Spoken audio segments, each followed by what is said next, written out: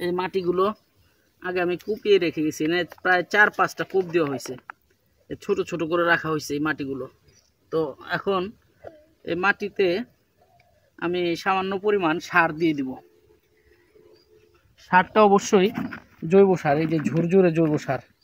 এই সারগুলো প্রায় 1 বছর আগের বানানো, এগুলো আমি আজকে জমিতে ছিটিয়ে দিব।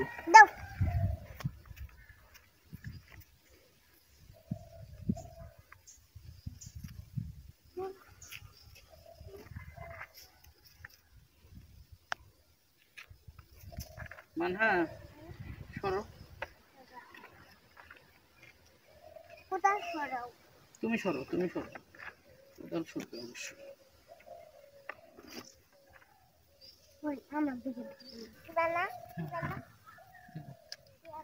এই যে দর্শক, আমরা কিন্তু এই পুরো জমিতে সার দিয়ে দিছি, জৈব সার। এই যে পুরো জমিতে কি করছি, জৈব সার দিয়ে দিছি।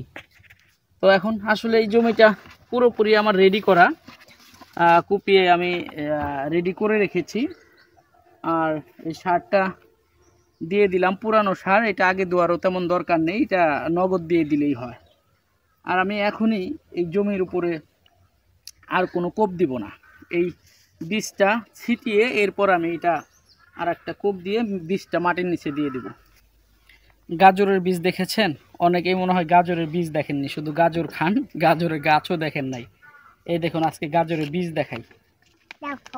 দাঁড়াও, গাজরের বীজটা বের করে নেই। গাজরের বীজের কিন্তু অনেক দাম, পড়ে গেলেই অনেকটা লস হয়ে যাবে। এই যে গাজরের বীজ দেখেন, জিরা আছে না, জিরা, ঠিক জিরার মতো এক প্রকার, মানে দানা, এটা যে জিরার মতো, ঠিক জিরার মতো, দেখতে পাচ্ছেন? এই যে দেখেন, পুরো জিরার মতো, এই যে জিরার মতো। হ্যাঁ, এই জিরার মতো গাজরের বীজ। দর্শক, এই হলো গাজরের বীজ। আর এই বীজগুলো আজকে আমি ছিটাবো। তো আমি এর আগেও কিন্তু বীজ ছিটিয়েছি, এই যে দেখেন, এই যে এখানে বীজ ছিটিয়েছি, সবগুলো ঘন হয়ে গেছে, প্রচুর ঘন হয়েছে।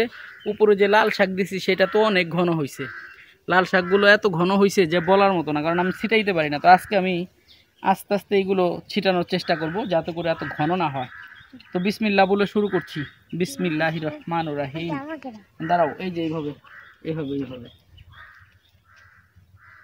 আজকে একদম কি বলবো, যে তাও তো এক জায়গায় বেশি পড়ে যায়।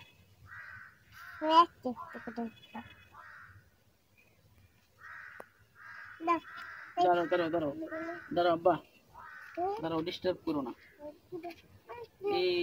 একটু গাজরের বীজ এত শেষও হইল না, পুরো খেতে তো বুনতেও পারলাম না, তার আগেই তো শেষ হয়ে গেল। হাই,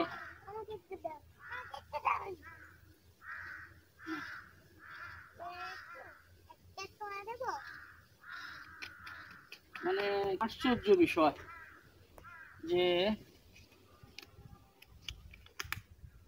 কয়েকটা বীজ, যেটুকু বীজ 50টা গাজর গাছ হইব কিনা। গাজরের বীজ ছিটানো শেষ। তো গাজরের বীজ একদম হালকা হয়ে গেছে, জায়গা অল্প, কিন্তু একটা প্যাকেটের ভিতরে যে এত কম বীজ থাকে সেটা আমি জানতাম না, আরও বেশি বীজ দরকার ছিল। তো এই গাজরের বীজের সাথে আমি একটু এই লাল শাকের বীজও দিয়ে দেব হালকা করে। হ্যাঁ, তো লাল শাকের বীজ কিছু দিয়ে দেই, হইলে শাক খাওয়া যাবে, সমস্যা তো নাই। এই যে বীজ ছিটিয়ে দিচ্ছি।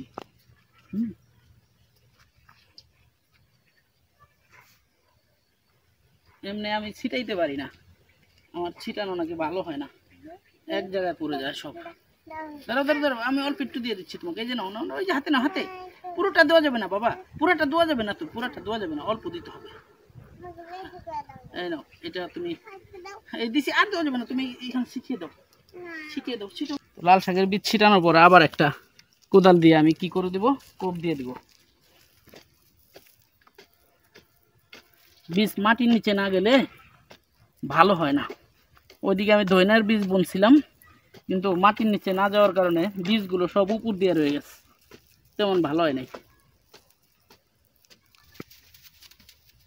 তো এই যে কুপিয়ে নিলাম, কুপিয়ে এখন এই যে পানি দিয়ে দিব। হ্যাঁ, এই পানিটা যদি হালকা ছিটা দেই তাহলে মাটিটা একটু ভিজা থাকবে, আর মাটিটা ভিজা থাকলে বীজটা জ্বালাতে খুব মানে হয় আর কি, বীজটা খুব দ্রুত জ্বালায়।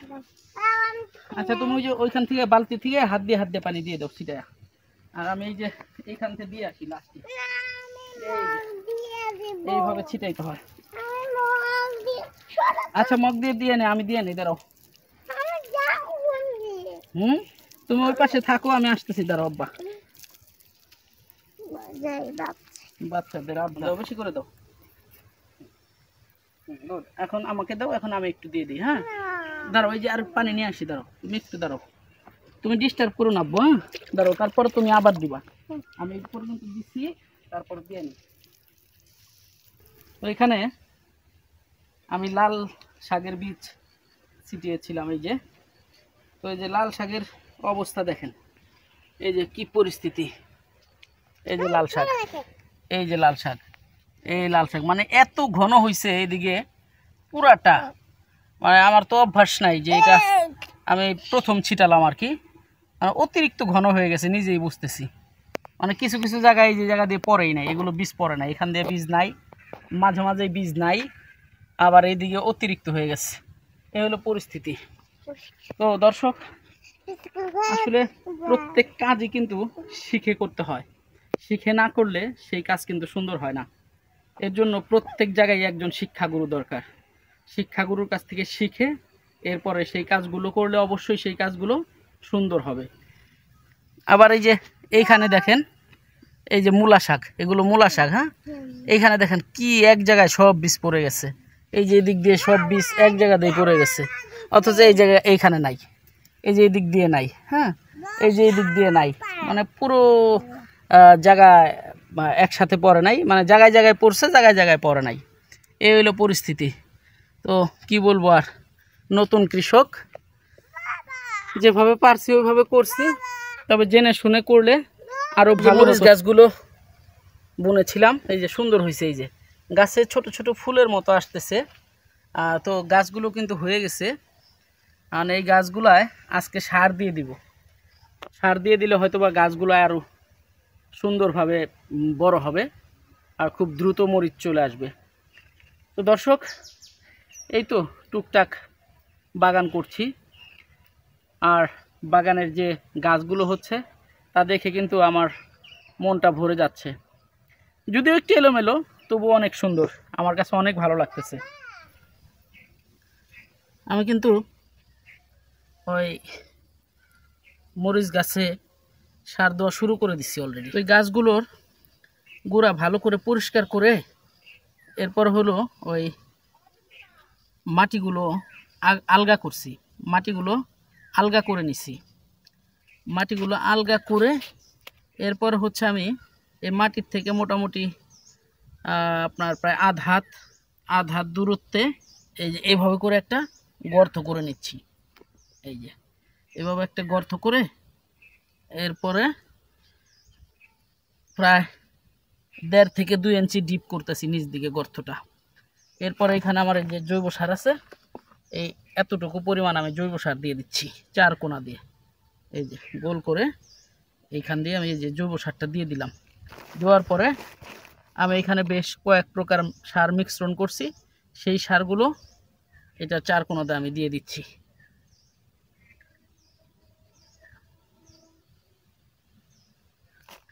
এখন এটা মাটি দিয়ে আটকে দিব, এই যে মাটি দিয়ে আটকিয়ে দিলাম। কি দর্শক, হচ্ছে তো আমার গাছে সার দেওয়া, নাকি হচ্ছে না? না হলে কমেন্টস করে বলে দিবেন, আমি শিখে নেব। কারণ আমি কিন্তু নতুন, আমি কৃষিকাজ কখনো করিনি, সবেমাত্র করা শুরু করে দিচ্ছি।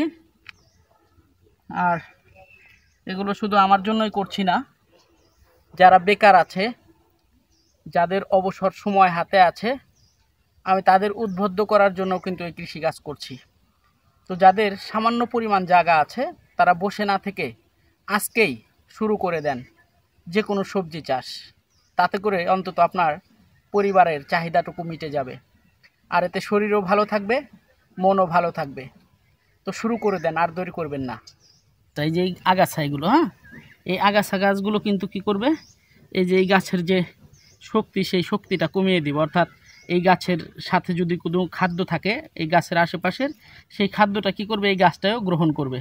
এই গাছে গ্রহণ করার ফলে কি হবে, এই গাছের শক্তিটা কমে যাবে। যার কারণে গাছের চারপাশ সব সময় কি করতে হবে, পরিষ্কার রাখতে হবে, আগাছা মুক্ত রাখতে হবে।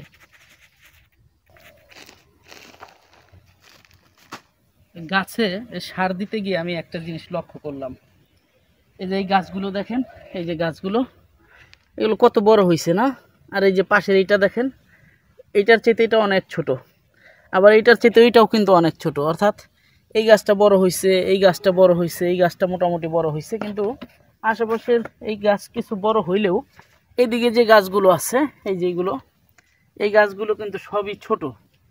আর এই যে দেখেন, এগুলোর গাছের পাতাগুলো হলুদ হয়ে গেছে। এই গাছে হয়তো বা কোনো ধরনের খাদ্য অভাব আছে, যে খাদ্য অভাবের কারণে এই গাছগুলো হলুদ হয়েছে, অথবা এই গাছে কোনো রকম রোগে আক্রমণ করছে। যারা চাষাবাদ সম্পর্কে অভিজ্ঞ তাদের কাছে অনুরোধ করছি, এই গাছগুলোর কি সমস্যা, সেই সমস্যাগুলো ধরে দিয়ে আমাকে একটু সহযোগিতা করবেন কমেন্টসের মাধ্যমে, আমি যেন আপনাদের সেই সহযোগিতা নিয়ে এই গাছগুলোর সঠিক পরিচর্যা করতে পারি। তো দর্শক, আজ এ পর্যন্তই। আবার পরবর্তীতে দেখা হবে অন্য কোনো ভিডিওতে। আসসালামু আলাইকুম ওয়া রাহমাতুল্লাহ।